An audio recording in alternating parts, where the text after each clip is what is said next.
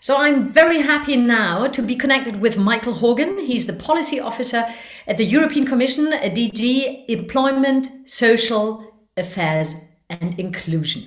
And my first question to you, Michael, is talking about the skills of the 21st century. If we are addressing the first skills agenda for Europe that was adopted by the Commission in June 2016, what kind of skills are we talking about?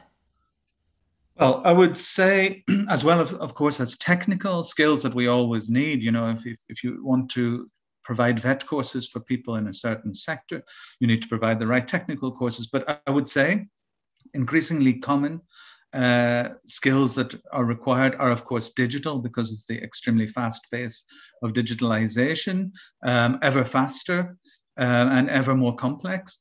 But then I would also add to that, we are facing both what we call the twin transitions, both the digital transition and the green transition. So increasingly, I think we will have a need to provide people at all levels and across the economy with the green skills necessary if we want to, reach our zero emissions targets by 2030 and then 2050. Mm-hmm. So, and then I would also add, increasingly important are what we call transversal skills. Skills, to do with teamwork, problem solving, communication, working with others, working in a team, and all these skills, which increasingly we find are rising to the top of the set of skills that employers are requesting, because people, of course, need to be increasingly agile and flexible, change between sectors. People are now going to change career at least 15 times, not once in a career span. So increasingly, we're talking about those transversal skills, and some of them are actually very soft skills, human skills, or even empathy, things that computers can't do, at least yet. So this is where, the good news is that, in a sense, these skills can give human beings the edge on the computer. So we hear a lot about the dangers and the risks of AI and automation, but there are still some reserves for human and soft skills. Before we go on, can you please explain a bit more what the green skills are within the skill set? Well, I think that increasingly green skills will be, as we continue on our path to address the green transition, all industries, especially those that rely on fossil fuels or energy consumption, all those will need to become increasingly aware of greening. And in some cases, jobs will be lost, in things like coal mining, and we'll be talking about people changing sector. But in many cases, it's like the construction industry. It's about people acquiring green skills in addition to other skills, because increasingly they will need to, whether it be green awareness or whether it be actually practical examples like installing solar panels, or, then, of course, to add to that, there is the increasing eco industry as such, producing equipment of all kinds for greening, whether measuring or all kinds of equipment. But I would say there is the pervasive transversal element across sectors. It's very interesting that you define them as parts of the twin transition, green going together with digital. And now going a bit deeper into the skills agenda for Europe, what are the goals of this agenda, and how ambitious are they in particular? Well, the goals are to address our very, very substantial skills challenges that we have in Europe. We still have a situation where, although I think with our 2016 skills agenda, we've made a good start and we've identified a lot of the issues and to address, but we still have quite severe challenges, because we have more than 60 million very low qualified and low skilled adults in Europe. In some countries it's a very high percentage, so we have to really address that. We began in the earlier skills agenda, but we also have quite high underperformance by children in school in terms of reading, maths, and science, which is something to be addressed in the education system. But then, of course, as we already were talking about digital skills, but we have, more than 40% of adults who do not have the basic required digital skills. So we have to address that very urgently. And talking about this, the variety of skills, on the one hand, we see that almost all of us now can do video conferences and are kind of getting closer to the digital sphere. But where do you see that the pandemic within the last year has made it worse? Well, I would say the pandemic has certainly accelerated the digital transition in a sense, because obviously many of us have had to suddenly become used to virtual work but I would say that it's accelerated, but it's not new. We knew that this very rapid digitalization process was taking place, and that we would have to address it. I would say the pandemic has made it maybe in a sense we've moved in several months. As fast as it would have taken, possibly we've done in several months what would have taken almost a decade had the pandemic not happened. So, there has been a huge amount of rapid movement in this sense. But of course, it has exposed us also a little bit, because in terms of both, people's digital skills to be able to work in this virtual environment, we've seen some issues, some problems. And also, obviously, of course, in schools and in education, we have found that, not all schools were ready, both in terms of things like access, but also teachers didn't necessarily have the digital skills required. Yeah, we see in Germany, especially, we see that digital infrastructure still is a major topic. As you have been referring to the people where the divide is getting bigger or whom we are losing on the track, can you say something a bit more specific about if the digital divide is rising? Well, I would say, if I look at what we call the digital economy and society index, which it's an index that we use to follow the progress in member states over the years. It has 8 dimensions, including connectivity and so on, and only one of them is human capital. And when we look at the progress, actually there is slow progress, in the sense that 1 or 2% more adults have the basic digital skills than sort of last year's report. There's this slow progress, but it's too slow. We must really speed up, because the challenge and the need for digital skills is so big. More than 90% of jobs now require some form of digital skills, and yet we know that we have this large number of adults who do not have sufficient digital skills. So it's a huge challenge that we've set in the skills agenda of July the 1st, the updated skills agenda, if you like. We've set this target of 70% of adults having basic digital skills, and that's quite an ambitious target. It's necessary to be ambitious. In which time frame? Yes, by 2025. So it's really an ambitious target. In achieving these targets, where do you see the most fruitful networks, partners, agencies, agents to achieve this goal?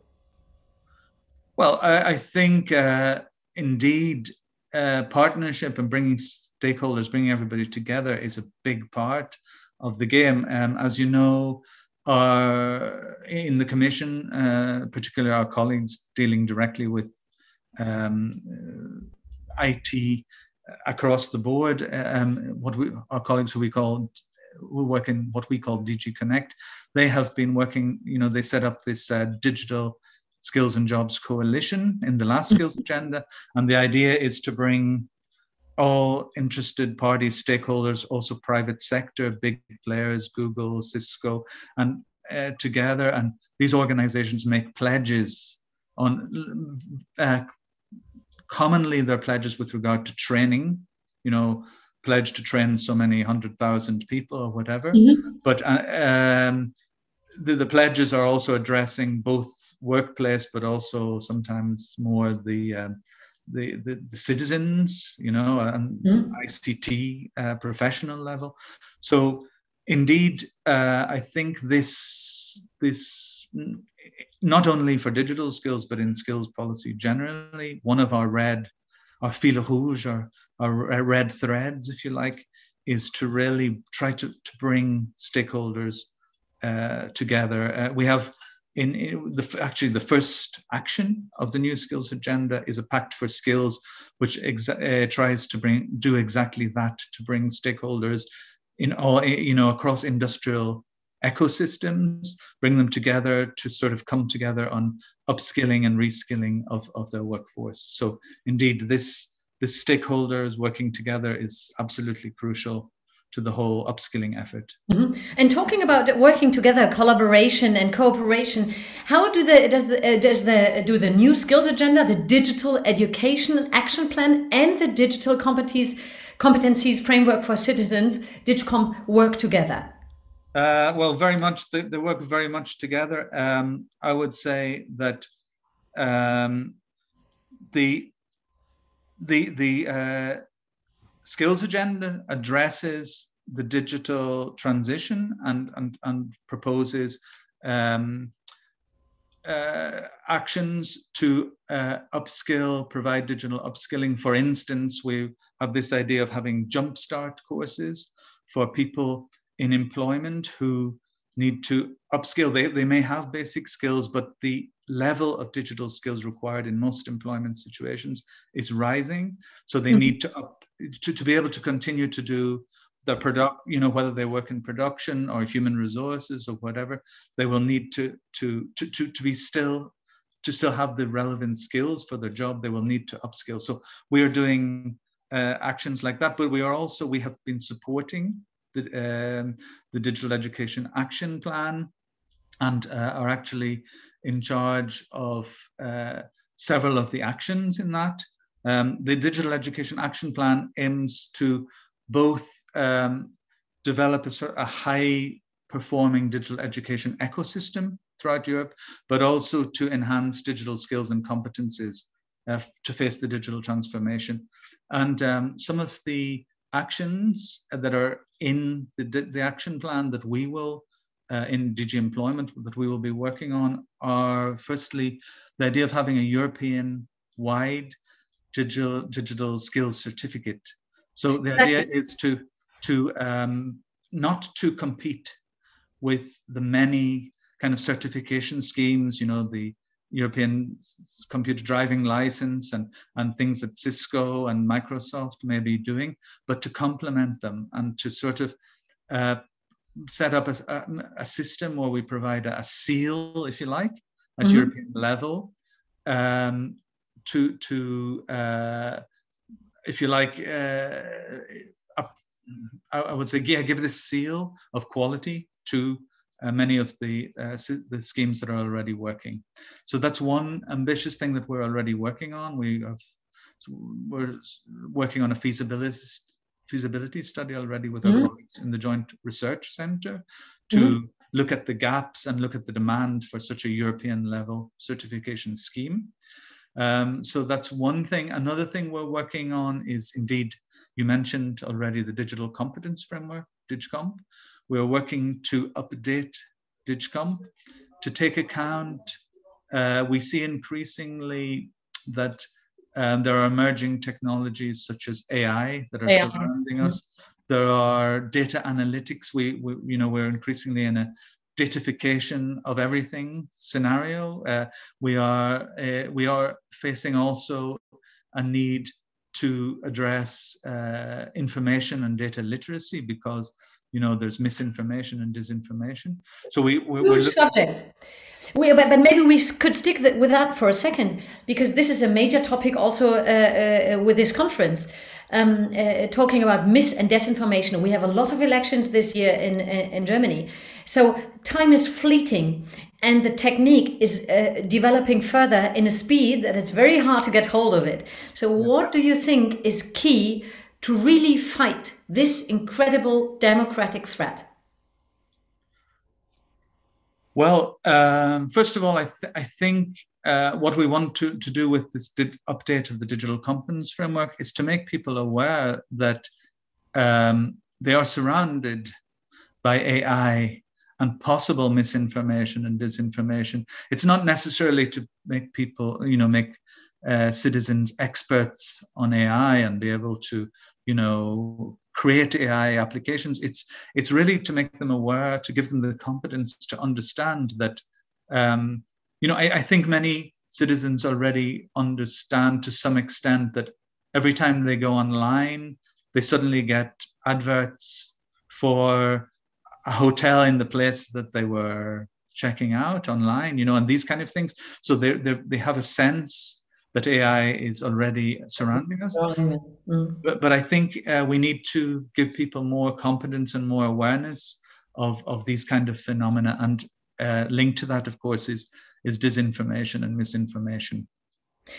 Talking about the work of the European Commission, being self-critical for a second, where would you say, looking 5 years back to 2016, where we had the first skills agenda for Europe that was adopted by the European Commission, where do you think you could have been faster or have more impact? And where are you very confident with what was achieved in the meantime?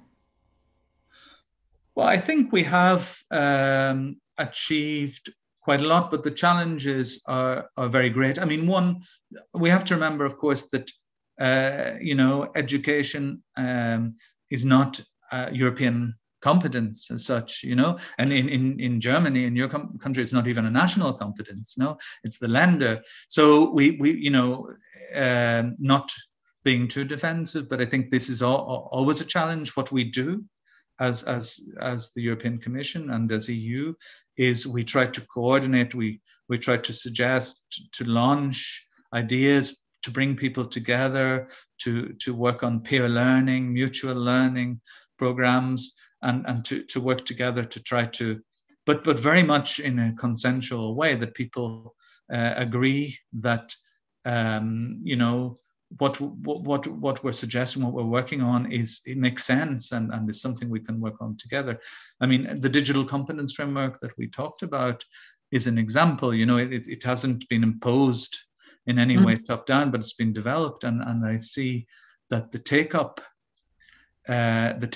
of member states, but regions, Spanish regions. To give a German example, all the German Länder have come together to use the digital competence framework as a way of defining what are the IT or the digital competences necessary across curricula in schools, in Germany. And so this is something that all German Länder have sort of come together on, and this is just one example throughout Europe of how these kind of European level frameworks are taken up.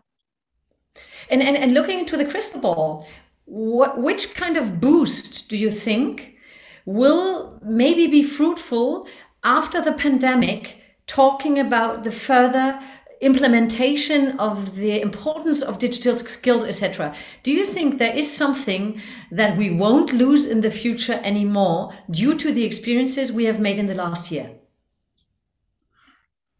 Well, I think one clear message is that people have really understood the importance of digital skills, because even to keep in contact with their families, even to, for everyday life as well as for work, huge numbers of people suddenly found themselves working virtually, working from home.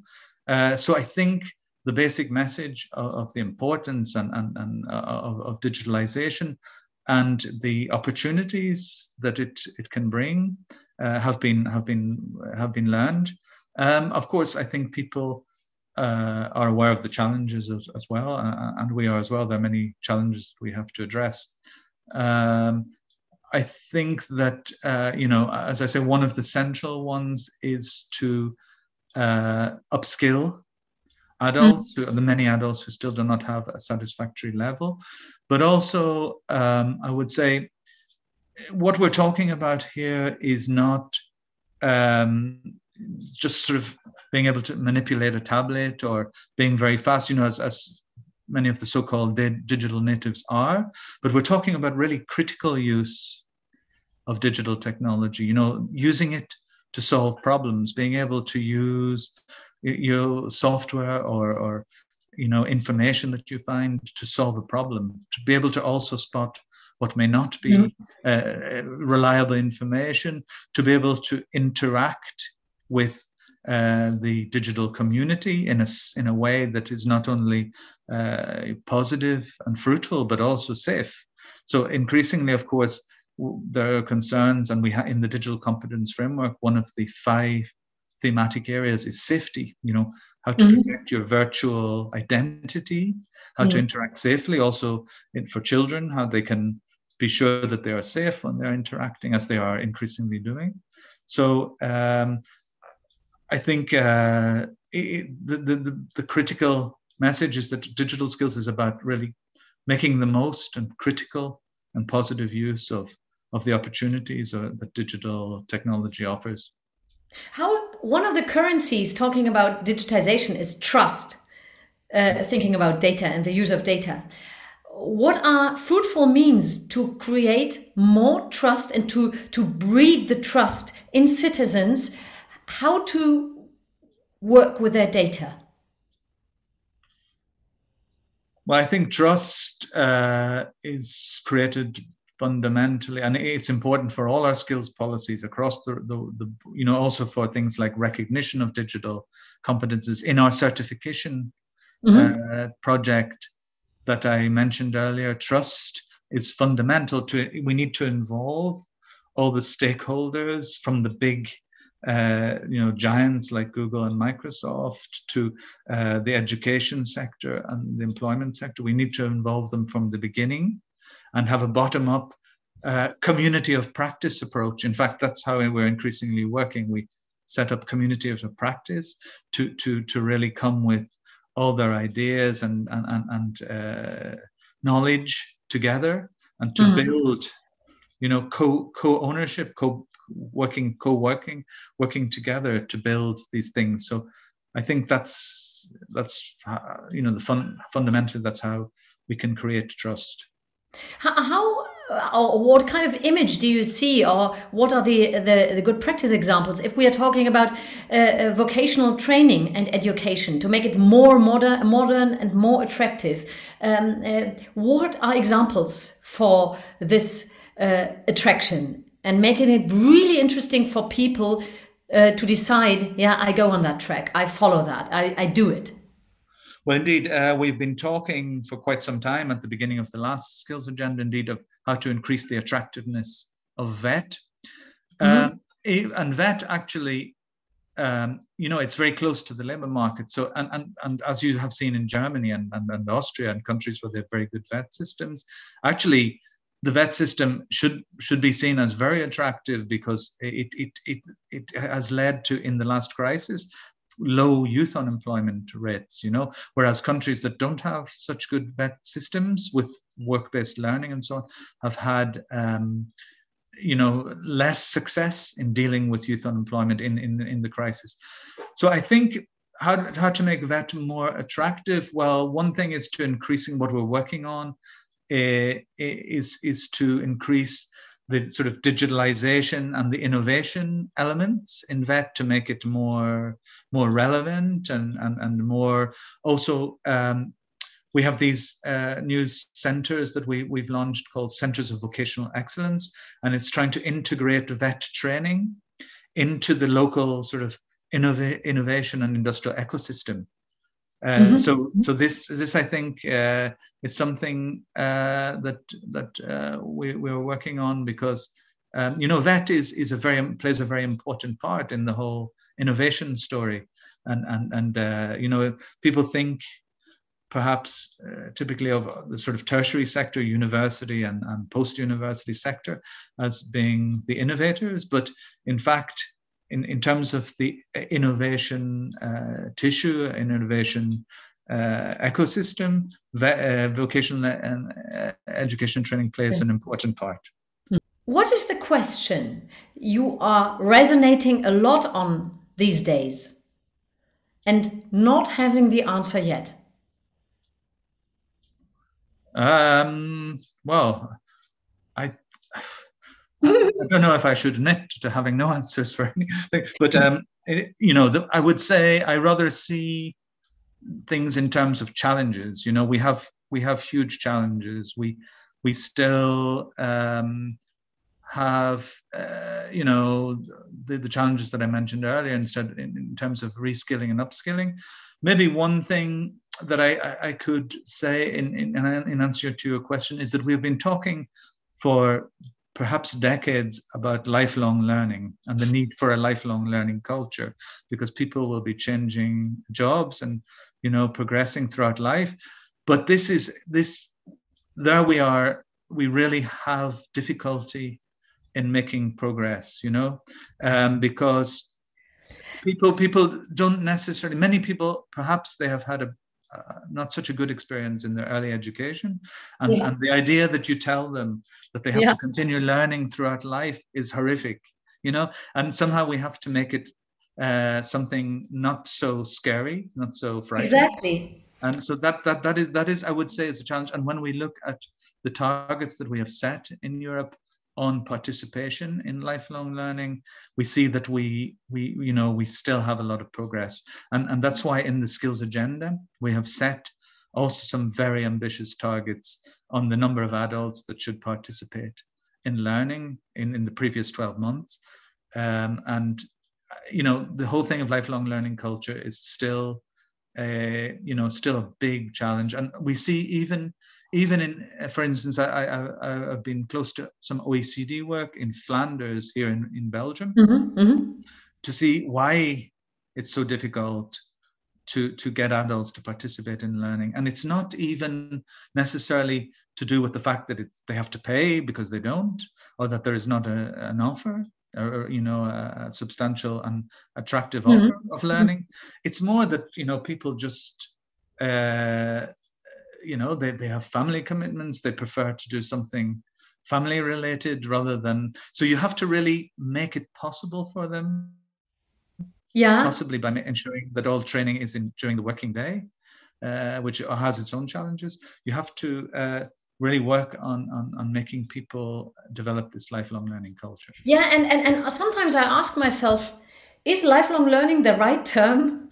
Because sometimes I ask myself, is it about lifelong learning, or is it what am I curious on, what I can resonate to? So sometimes I ask myself, it looks like another duty, but if you reframe it, that it opens up a whole world of new ways of blossoming and of developing yourself. Sometimes I have the image that it's a kind of duty that people feel, and they are afraid of not doing it well. And how can we reframe that? How can we tell the story differently? No, I think you have a very good point, and maybe that's indeed one of the things that has to be taken into account when we try to make it more attractive to people. Rather than tell them all the time that their employment situation could be at risk if they don't do this, somehow stimulate their natural curiosity, which is at the basis of all learning. No, I take your point. So that's something we should maybe work on. And we find, of course, that participation in lifelong learning varies a lot between member states. In some Nordic countries, people are quite happy to do it, But of course, we have to look at the different definitions we have of lifelong learning throughout. But it's very interesting. Yeah, maybe this is a last question from my part. Talking about the variety and the diversity in European member countries, what is very interesting to think about when we are talking about skills, the different approaches, the different awarenesses, the different cultures, talking about skills, etc., and about generations and age. What is interesting from your perspective? Well, I think we have very, very different education systems and cultures. I mean, we were talking about vet. We have one cultural element with regard to vet is that in southern countries, parents tend to regard vet as something for somebody else's children, but not for theirs, while, of course, in Germany and Austria, vet and also all sort of technical education has a very high, there's a high respect and there's no stigma attached to it whatsoever. Mm-hmm. So that's an example of indeed how to, and I think what we have to do is to increase things like work-based learning in the southern vet systems. And to make it more attractive as not second best choice, but second first choice, shall we say? Yeah, but it's interesting. I had a session with the Ministry for Farming and Nutrition, etc., in Germany, and it was very interesting that there's a new generation that is not interested in becoming a farmer, but they are very interested in running a tractor that is heavily digitized. So sometimes the entry comes about and through the digital skills that are needed and this digital experience, that is the adventure, and the rest. So sometimes I see there's also there's a whole field of maybe which makes it very attractive to think about a future in digitization for yourself. Absolutely, and farming is a very good example because maybe some of these people who you say are not attracted to it think of it as it was 30, 40 years ago. I don't know, but in fact now farming is highly digitized. Mm-hmm. Farmers are using their laptops with programs on sort of topographical, how the land they're certainly monitoring, and a modern milking parlor and farm. Every cow has its computer. I mean, it's it's very in some areas very digitized. Imagine you being 20 years again. Today, mm-hmm. What would you choose as a job, and what would you really like to learn? Ooh, that's the toughest question yet. Would I end up in the European Commission? I'm not so sure. I would certainly still be interested in sort of international dimension job. Not sort of staying in one region or national context, but being aware. Mm-hmm. I mean, I have always had that tendency. And what would I like to learn? Well, I don't know. Maybe I would have studied law rather than economics, like my daughter. And so, but who knows? Who knows? And I have a very last question related to that. Working in the European and for the European Commission, what is the most important soft skill you need? Well, I think cultural awareness is something that we get used to. We are used to knowing that, different cultures have different ways of resolving problems, presenting problems, different ways of talking about a problem or an issue in a meeting, so I think that sort of cultural awareness, and it's related to linguistic awareness, but it's of course much broader. It's really about understanding where people are coming from, and I think that's possibly the thing that makes it different from working at a national or regional level. Michael, thank you very much for this intercultural talk about skills of the future. All the best, and thank you very much for sharing.